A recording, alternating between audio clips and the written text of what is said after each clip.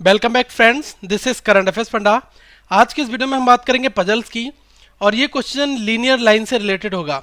इस वीडियो से पहले जो पार्ट 1 में हमने बात की थी वो एक लीनियर लाइन में नॉर्थ की ओर फेस करते हुए सारे पीपल बैठे थे, लेकिन यहाँ पर जो क्वेश्चन है इसमें नॉर्थ और साउथ दोनों डायरेक्शन में लोग बैठेंगे।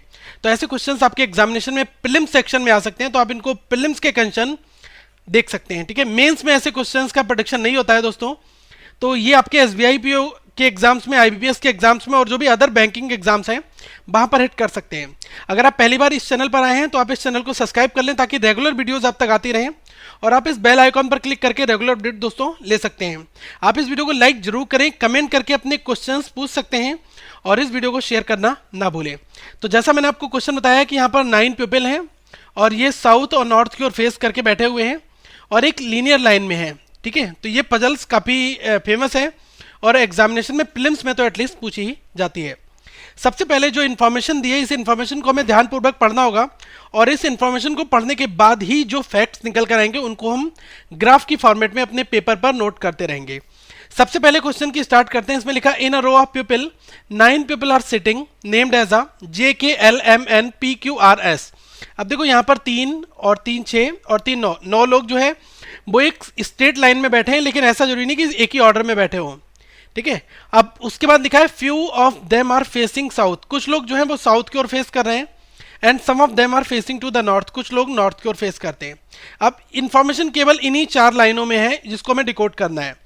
सबसे पहली बात कही गई है P is fourth to the left of J। P जो है वो J के फोर्थ लेफ्ट में बैठेगा। तो यहां पर अभी J की पोजीशन आपको कंफर्म नहीं है, तो आप यहां से 2 पॉसिबिलिटी मत लेके चलो। एक बार क्वेश्चन को पूरा पढ़ लो, हो सकता है कि आपको पॉसिबिलिटी लेने की जरूरत ना पड़े। फिर लिखा है who is 6 to the left of K, मतलब हु कट जाएगा और हु किसके लिए यूज हुआ, J के लिए। तो यहां पर हम कह सकते हैं P is fourth to the left of J and J is 6 to the left of K। ठीक है, इसके बाद लिखा है S is fourth to the left of K। अभी आपको K के बारे में भी इंफॉर्मेशन नहीं पता है तो आप इसको भी छोड़ दो, अभी मत बनाओ। अभी क्लू देखो कि कहां पर आपको की फैक्ट मिलेगा जिससे कि आप अपना क्वेश्चन स्टार्ट कर सकते हैं।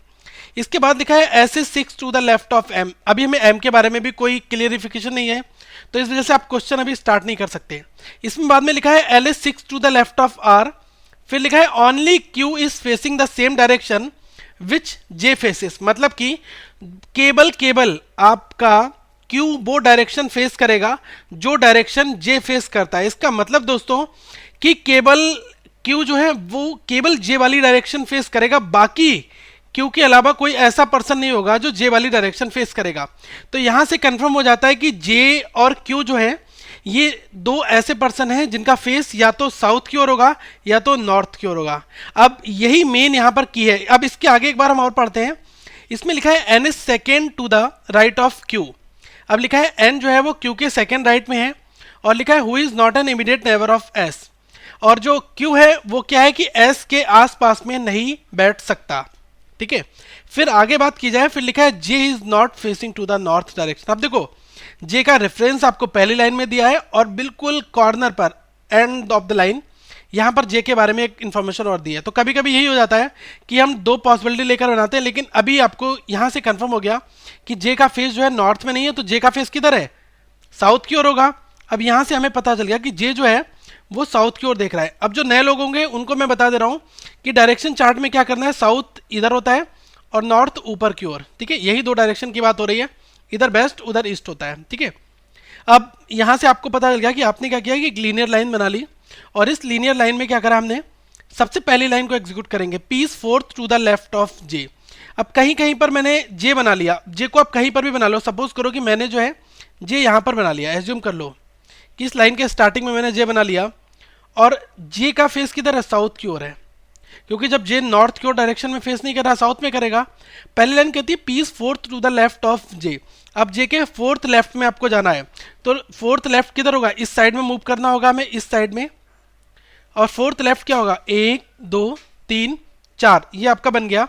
और यहां पर कौन बैठेगा, P बैठ जाएगा आपका। ठीक है, तो हम कह सकते हैं कि J के फोर्थ लेफ्ट में 1 2 3 और 4, चौथा जो है वो पर्सन कौन होगा, वो आपका P होगा।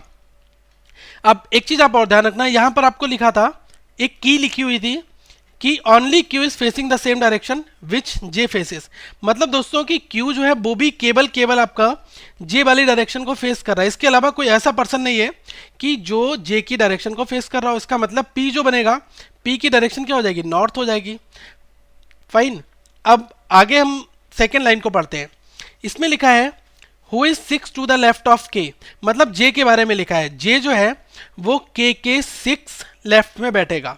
अब देखो जे यहां पर बैठा है, तो अभी मैं क्या कर सकता हूं कि एक मैं ये कर सकता हूं कि इस लाइन को मैं यहां तक बढ़ाऊं और के लेफ्ट में जे को बैठा दूं। यही तो कह रहा है ना कि के लेफ्ट में 6 पोजीशन पर। तो अगर मैंने के को यहां कहीं पर रख लिया और सपोज कर लिया कि के की डायरेक्शन नॉर्थ की ओर है, क्योंकि होगी क्योंकि जे और क्यू केवल साउथ है, तो बाकी सब नॉर्थ होंगे।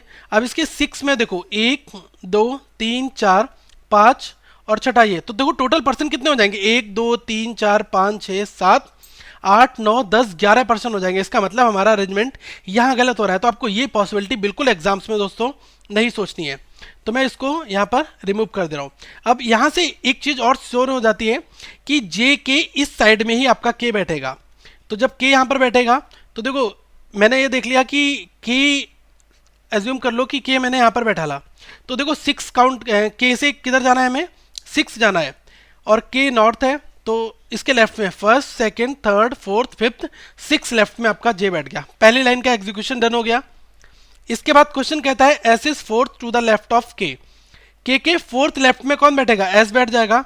अब के फोर्थ लेफ्ट में फर्स्ट सेकंड थर्ड और फोर्थ, यहां पर कौन बैठ जाएगा, आपका एस बैठ जाएगा और इसका फेस भी ऊपर की ओर होगा, नॉर्थ की ओर। ठीक है, अभी हमने यहां तक एग्जीक्यूशन कर लिया। फिर आगे कहा गया है कि S is 6 to the left of M, मतलब कि एम कहीं पर बैठेगा, तो एम के 6 लेफ्ट में कौन बैठेगा, एम के 6 लेफ्ट में बैठेगा आपका एस, ये कहा गया है। तो एस ये बैठा हुआ है और 6 लेफ्ट की अगर बात की जाए तो देखो पर्सन कितने बैठ चुके हैं, 1 2 3 4 5 6 7 लोग बैठ चुके हैं। और 6 लेफ्ट की बात की जाएगी दोस्तों, तो यहां पर आपका एम बैठेगा 100% और एम का फेस किधर होगा, नॉर्थ की ओर। और एम के 6 में first second third fourth fifth 6 में कौन बैठ जाएगा, आपका एस बैठ जाएगा। अब एक इन्फॉर्मेशन जब आपको पता चल जाती है तो आप बहुत सारी इन्फॉर्मेशन वहां पर डिकोड कर सकते हैं। इसी तरह से हम आगे बढ़ेंगे। इसमें हमें यहां तक पता चल गया। इसके बाद कहा गया कि L is 6 to the left of R, R के 6 लेफ्ट में कौन बैठेगा, ये बैठेगा आपका एल। ठीक है, L is 6 to the left of R, तो आर कहीं यहां पर बैठेगा, आर के 6 लेफ्ट में कौन बैठ जाएगा, आपका ये बैठ जाएगा एल। तो देखो अगर मैंने आर को यहां पर बैठा ला तो 1 2 3 4 5 यहां पर भी नहीं बैठ पाएगा, तो ये श्योर हो गया कि इस वाली पोजीशन पर कौन बैठेगा, आपका आर बैठ जाएगा। और आर के 6 लेफ्ट में first second third fourth fifth और 6 यहां पर कौन बैठ जाएगा, यहां पर आपका बैठ जाएगा एल। ठीक है, उसके आगे हम बढ़ते हैं। इसमें लिखा है N is second to the right of Q, N जो है वो क्यू के सेकेंड राइट में बैठेगा। तो क्यू का फेस किधर है, साउथ की ओर है, और क्यू के सेकेंड राइट में फर्स्ट और सेकेंड राइट, यहां पर आपका आर बैठ जाएगा। ये चीज ध्यान रखना आप।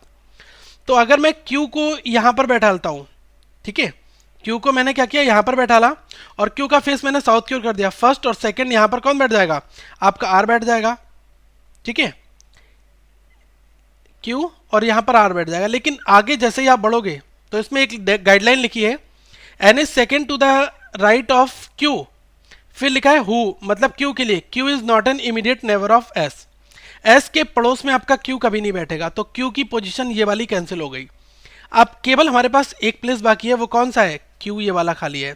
तो जैसे ही आपको ये क्यू प्लेस मिला और क्यू के राइट में यहां पर क्या लिखा है, क्यू, एक चीज देखिएगा, लिखा है N is second to the right of Q, तो क्यू के राइट में आपको बनाना होगा इसका फेस साउथ की ओर और राइट में फर्स्ट सेकेंड राइट ये हो जाएगा।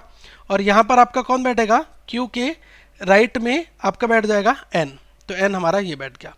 तो देखो अल्टीमेटली हमें अब पता चल गया कि 2 लोग आउटसाइड हैं, बाकी सारे जितने भी पीपल होंगे वो सब हमारे इनसाइड बैठ जाएंगे। ठीक है, तो ये हमारा राइट अरेंजमेंट हो गया। अब इस पर आधारित प्रश्न कैसे आपसे बनते हैं उनके बारे में भी हम एक बार इंफॉर्मेशन ले लेते हैं दोस्तों। ठीक है, तो यहाँ पर अभी हमने देखा कि केवल जे का फेस हमारा साउथ की ओर है और क्यू का फेस साउथ की ओर है, बाकी जितने भी लोग हैं सबका फेस किधर है, नॉर्थ की ओर है।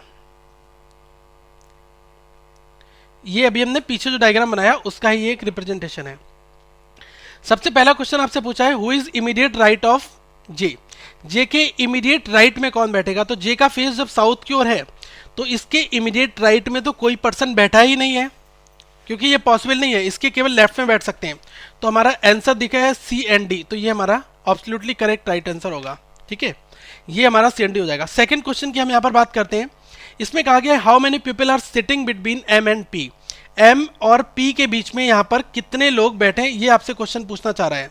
तो देखो एम हमारा यहाँ पर बैठा हुआ है और पी हमारा यहाँ पर बैठा है। एम और पी के बीच में 1 2 3 लोग बैठे हुए हैं, तो यहाँ पर हम कह सकते हैं 3 people are sitting between M and P. ऐसे ही बेसिक क्वेश्चन हमसे एग्जामिनेशन में पूछे जाते हैं।